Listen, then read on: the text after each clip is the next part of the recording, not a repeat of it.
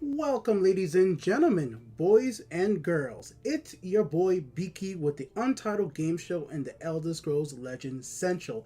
And I have returned from a 2-week hiatus from making videos. You guys know how I am. I make a lot of content really quickly, then I just disappear out of nowhere. Who knows why, but it happens.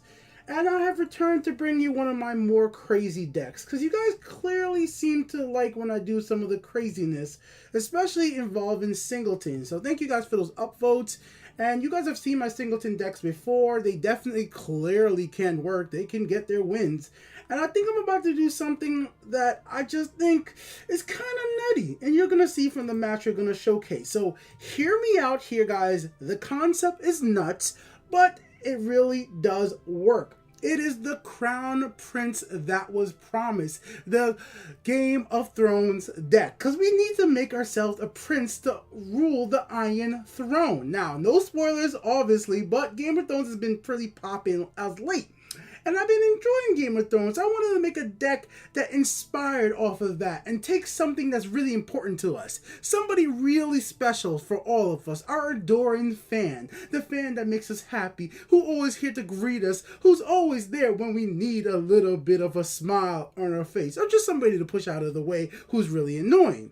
But I'm saying we're going to make this fan a king. How are we going to do that? Well, we're going to put this fan on top of the best throne there is. The best throne of all, the Ruby Throne. Yes, we're going to crown the adoring fan via the Ruby Throne. So this is the plain and simple concept of this deck. It is a singleton deck, all about having a Doran fan out as soon as possible so you can keep on returning, a Ruby Throne to give a Doran fan the possibility to become crowned and get powered up, and every other card in the deck is just a flow along with the singleton deck. It has 34 creatures, 9 actions, 2 items, 5 supports, 4 prophecies. Those 5 supports, people might wonder why 5 supports. Well, just you might need those supports, so I have them in here. Plenty of ways to steal your opponent's creatures and keep them as your own. Shadowfoot's in here. We have some more pickpocket type stuff and lots and lots and lots and lots and lots of unique creatures just in case, because you definitely do not want to give your opponent the effect of Ruby Throne because it could lead you into bad situations. Now, I know some other people will be thinking Ruby Throne's technically a pretty bad card. You know, it could help your opponent out too.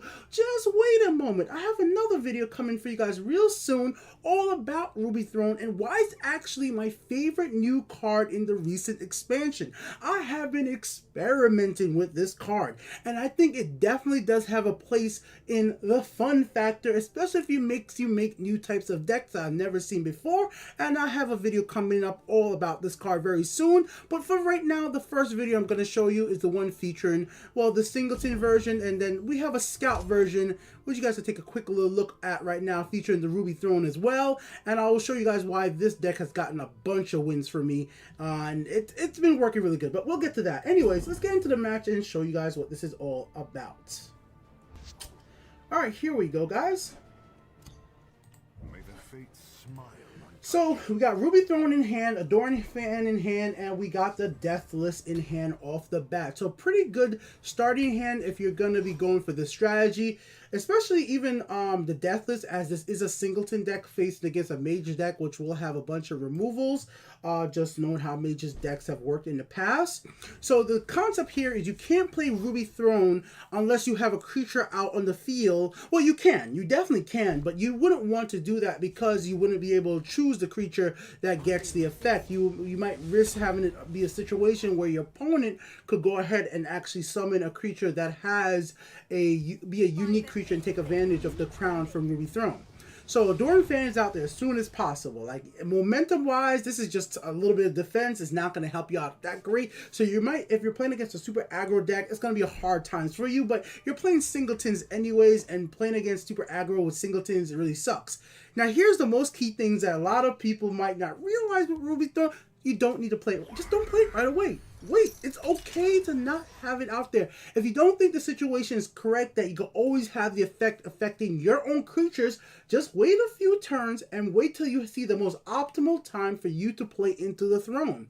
So the reason why I did this right here, instead of playing it onto a Doran Fan immediately when my opponent's going to trade into a Doran Fan, and I'm sure my opponent is playing in some type of unique creature in a mage deck, in ranked at that. Come on, we're playing rank in a mage deck.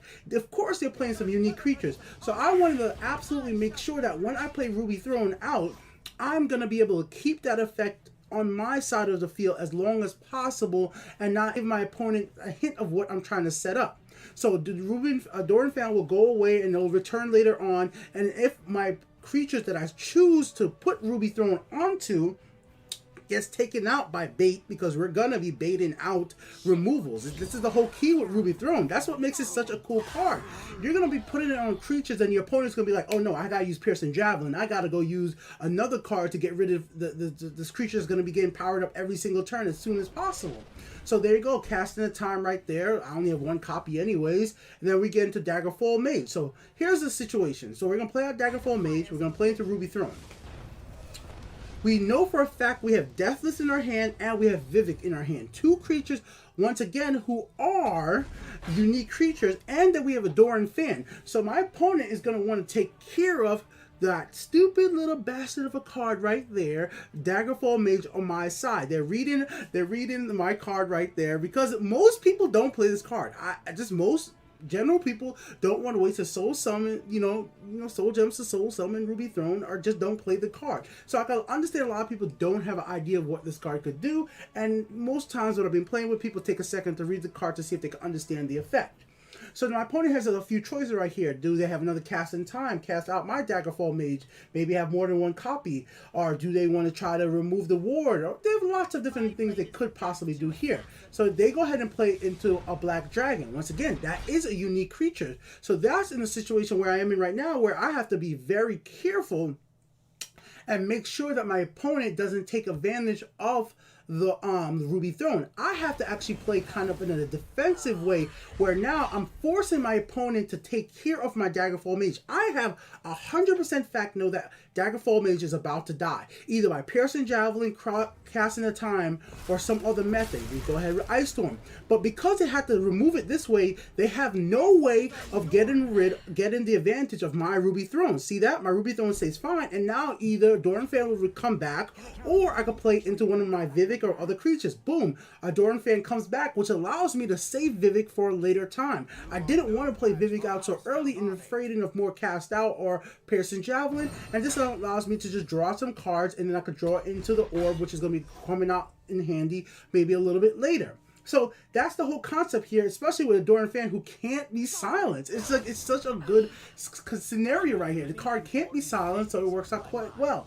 So my opponent goes ahead and takes care of Doran Fan once again. Now, next turn, what are they going to do? They're going to try to take advantage of Ruby Throne, not knowing that, of course, this whole thing I'm doing right here is all about making sure that I keep the advantage. I have no fear of attacking my opponent. Most unique cards that do not have Prophecy. I play into Vivek right here. Boom, I get the advantage of Ruby Throne once again, keeping this thing for myself. All I'm going to be doing is keep on having paces, keep putting out those powerful, unique creatures, or having a Doran Fan come back to the point that, bam, my opponent plays into a creature that could possibly get the advantage of the Ruby Throne, but they can't take it because I have such a powerful creature. They have to deal with me. And that's what's going to be really fun when you guys see my video about Ruby Throne. You guys kind of see where I'm going at right here. As long as you keep the pace up correctly, you can have a really good advantage of making sure that the effect stays on your side of the field as long as possible. And I'm also going to be talking about how do you actually keep the effect, deal with when your opponent gets the effect for themselves. Now, obviously right now we're playing into a singleton deck, so removals are limited. But my other types of decks that feature this card are more flexible, have more removals, have more ways of dealing fun with my opponent's creatures. But singleton is kind of hard. But here, I'm playing singletons in rank. So if you guys see me playing rank, that means I'm pretty confident with the deck. So I've been pretty confident what I've been able to do with this deck so far, and it's been just a lot of fun. It's been getting me to play into some cards I don't get to play very often, and have my opponent use these removals constantly doing this stuff because they know they have to get rid of Vivek. Vivek can't stay alive. He has to get rid of Vivek, so he's just not going to get the advantage Ruby Throne. And I'm still taking the health. I still have the health advantage. I still have the supports out. And now I got, boom, Adoran Fan. Once again, the Crown Prince that is promised is back out on the field. I'm going to go into the Deathless, gain some health back. Then instead, I was going to think of gaining more health, but I was like, you know, that actually would be a disadvantage to me because taking damage helps to keep my card drawer up. And Orb is a better card right here. Keep my drawing right up here. And remember, Doran Fan cannot be silenced. That's one of the greatest things about it. Because the Doran Fan can't be silenced, it's one of the key ways to keep the card. Your opponent has to go ahead and destroy it with an action or trading into it. And because of that, that gives you a better chance of being able to keep the card on your side of the field. Now, my opponent did a very smart things right there. Boom, he's going to choose 12. That's what I would do. Knowing how my hand works, I probably am playing into Silk Seal. And this is one of the few decks I actually have felt that Silk Seal actually works out quite well, especially with the Ruby Throne. But as you can clearly see, I have no fear of attacking right here. I made sure I had enough room in my hand for the right amount of cards. If they get the Piercing Javelin or something like that, I wanted to make sure it happened before I played into the Dragonborn. I get myself the Seducer Darkfire. Boom, steal that. Now my opponent can't play 12 cost creatures either. So that puts him at a limited playing into Silk Seal or any other 12 cost cards out there. Now he could play the Deathless, Dragonborn as well and steal his own creature back. But I don't know if he wants to do that. And as you guys see, I clearly have some of those new cards to reactivate my summon ability. And on top of that, Adoran Fan is just chilling there being the Crown Prince. He doesn't need to be the best prince in the world. He just got to do the job. Represent for his clan, man. He's protecting the Dragonborn. Who ever thought that? The Dragonborn got himself a brand new friend. But yeah, so my opponent's right here just thinking about what they want to do. As you will see clearly, the hand is very, very late game. And with that being said, the deck altogether is very late game. So you're going to have some problems, especially being singleton, playing against opponents that are playing heavily into aggro. But I feel like singletons always had that problem anyways. And anytime you could make a singleton deck that you could play even in beginning rank decks, I fucking love it. I just absolutely do. If you could play singleton in rank and feel like you actually could accomplish a few wins, I think you've done something correct nonetheless. Now, and I didn't want to make the deck to be completely dependent on getting out those singleton cards to win, and that's what was so much fun about this one right here. So here we go once again, and we're going to have that Crown Prince come in really handy once again, because that guard is such a good guard as well. I was thinking about adding it to this deck, but I just really didn't want to do that. Because I was like, you know what? I need to have an item to it to keep momentum. I want to keep very strong cards around. So here's what we're going to do right here. Boom. Take his ability. Why I do that? Now watch how this all plays out. Now that I know that my opponent can't get a prophecy from at least one of those runes. Great. We're going to go ahead and use You won't get past me. the Crown Prince. Because he has more health. He survives. I attack right there. And then I just use my opponent's lightning bolt that I stole from him to win the match. Look how great that worked out, guys. Yeah. I just love this type of deck, guys. I just absolutely love this type of deck.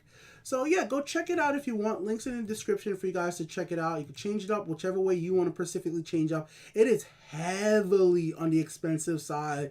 This is like something that I would not recommend anybody use their soul gems to soul summon this whole entire deck. There's so many expensive cards here, but that's what I like. I like trying to play with these legendary, unique cards. I mean, we mostly don't do. We're always trying to put cheap cards that, you know, hit fast. But if you can put something together that works out like this, I think it's really fun to play with.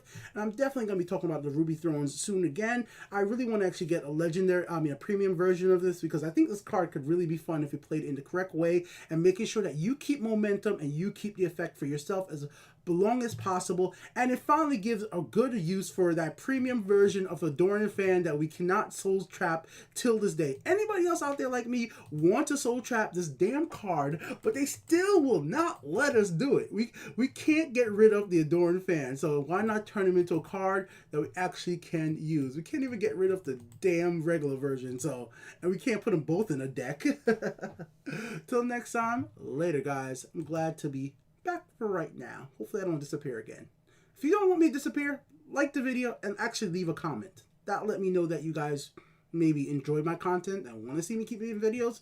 When I don't see comments, I'll be like, oh, okay, I'll just play the game. Maybe I won't make a video. So leave